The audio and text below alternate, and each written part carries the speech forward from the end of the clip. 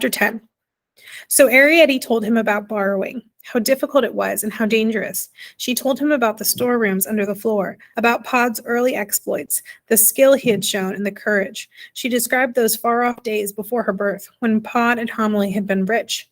She described the musical snuff box of gold filigree and the little bird which flew out of it to make a kingfisher feather, how it flapped its wings and sang its song. She described the doll's wardrobe and the tiny green glasses, the little silver teapot out of the drawing room case, the satin bed covers, and embroidered sheets. Those we still have, she told him. They're her handkerchiefs. She, the boy realized gradually, was his great-aunt Sophie upstairs, bedridden since a hunting accident some 20 years before. He heard how Pod would borrow from her room, picking his way in the firelight among the trinkets on her dressing table, even climbing her bed curtains and walking on her quilt, and of how she would watch him and sometimes talk to him, because, Arietti explained, every day at 6 o'clock they brought her a decanter of fine old pale Madeira, and how, before midnight, she would drink the lot. Nobody blamed her, not even Homily, because, as Homily would say, she had so few pleasures, poor soul. But Arietti explained that after the first 3 glasses, Great-Aunt Sophie never believed in anything she saw. She thinks my father comes out of the decanter, said Arietti, and one day, when I'm older, he's going to take me there, and she'll think I come out of the decanter, too. It'll please her, my father thinks, as she's used to him now. Once he took my mother, and she perked up like anything and kept asking after her and why she didn't come anymore, and saying they'd watered the Madeira down, because once she said she saw a little man and a little woman, but now she only sees a little man. I wish she thought I came out of the decanter, said the boy. She gives me dictation and teaches me to write. I only see her in the mornings when she's cross. She sends for me and looks behind my ears and asks Mrs. D if I've learned my words. What does Mrs. D look like? Asked Arietti. How delicious it was to say Mrs. D like that. How careless and daring. She's fat and has a mustache and gives me my bath and hurts my bruise and my sore elbow and says she'll take a slipper to me one of these days. The boy pulled up a tuft of grass and stared at it angrily, and Arietti saw his lip tremble. My mother's very nice, he said. She lives in India. Why did you lose all your worldly riches? Well, said Arietti, the kitchen boiler burst, and hot water came pouring through the floor into our house, and everything was washed away and piled up in front of the grating. My father worked day and night, first hot, then cold, trying to salvage things.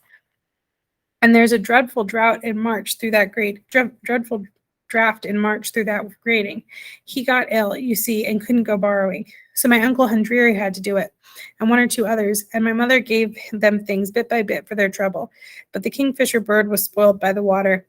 All its feathers fell off, and a great twirly spring came jumping out of its side. My father used the spring to keep the door shut against the draft from the grating, and my mother put the feathers in a little moleskin hat. After a while, I got born, and my father went borrowing again. But he gets tired now and doesn't like curtains, not when any of the baubles are off. I helped him a bit, said the boy, with the teacup. He was shivering all over. I suppose he was frightened. My father frightened? Exclaimed Arietti angrily. Frightened of you? She added. Perhaps he doesn't like heights, said the boy. He loves heights, said Arietti. The thing he doesn't like is curtains. I've told you, curtains make him tired. The boy sat thoughtfully on his haunches, chewing a blade of grass. Borrowing, he said after a while. Is that what you call it? What else would you call it? Asked Arietti. I'd call it stealing. Arietti laughed. She really laughed. But we are borrowers, she explained. Like you're a human being, or whatever it's called. We're part of the house. You might as well say that the fire grates steal the coal from the coal scuttle. Then what's stealing? Arietti looked grave. Don't you know? She asked. Stealing is, well, suppose my uncle Hendriri borrowed an emerald watch from her dressing table, and my father took it and hung it on our wall. That's stealing. An emerald watch, exclaimed the boy. Well, I just said that because we have one on the wall at home, but my father borrowed it himself. It needn't be a watch. It could be anything, a lump of sugar even. But borrowers don't steal, except from human beings, said the boy. Arietti burst out laughing. She laughed so much that she had to hide her face in the primrose. Oh, dear, she gasped with tears in her eyes. You are funny. She stared upwards at his puzzled face. Human beings are for borrowers, like bread's for butter. The boy was silent a while. A sigh of wind rustled the cherry tree and shivered among the blossoms. Well, I don't believe it. he said at last, watching the falling petals. I don't believe that's what we're for at all, and I don't believe we're dying out. Oh, goodness, exclaimed Arietti impatiently, staring at his chin. Just use your common sense. You're the only real human being I ever saw, although I do just know of 3 more, Crampful, her, and Mrs. Driver. But I know lots and lots of borrowers, the overmantels and the harpsichords and the rain barrels and the linen presses and the boot racks and the Honorable John Studingers. And he looked down.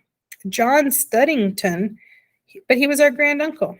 Well, this family lived behind a picture, went on Arietti, hardly listening, and there were 3 stovepipes and the bell pulls and the...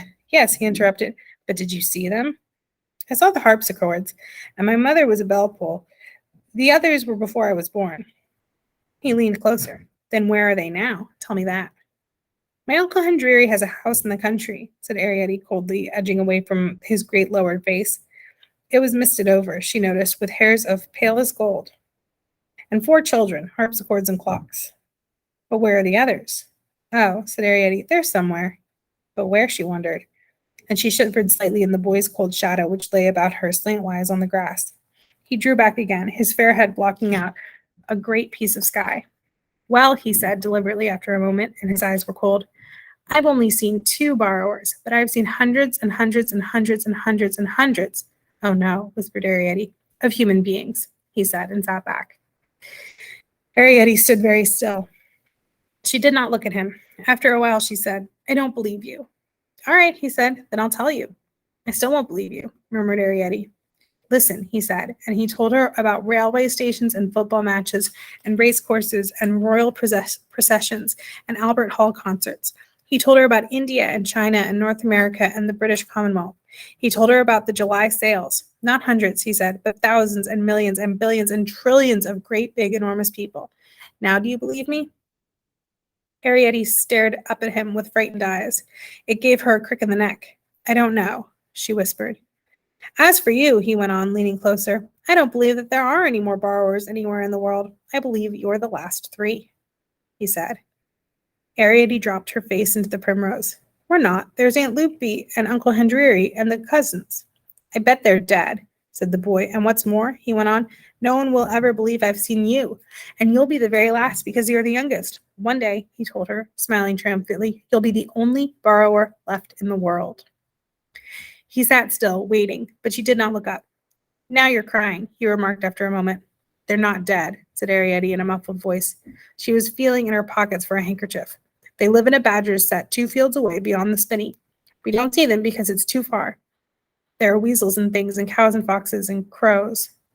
Which spinney? He asked. I don't know, Arietti almost shouted. It's along by the gas pipe, a field called Parkins Beck. She blew her nose. I'm going home, she said. Don't go, he said. Not yet. Yes, I'm going, said Arietti. His face turned pink. Let me just get the book, he pleaded. I'm not going to read it to you now, said Arietti. Why not?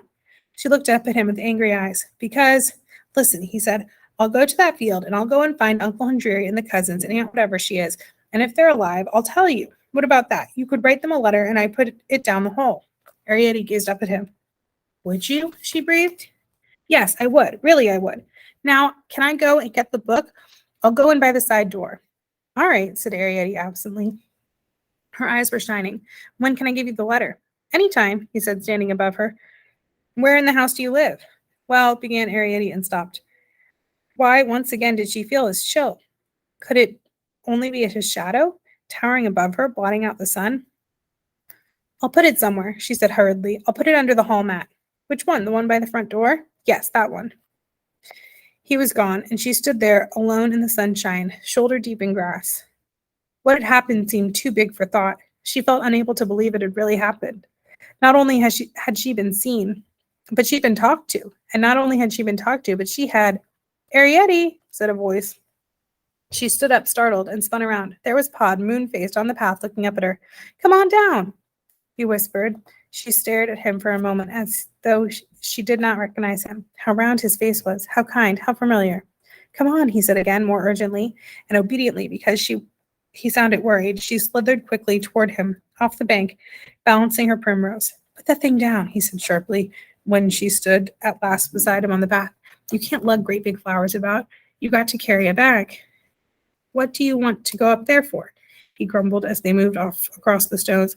I might never have seen you. Hurry up now. Your mother will have tea waiting.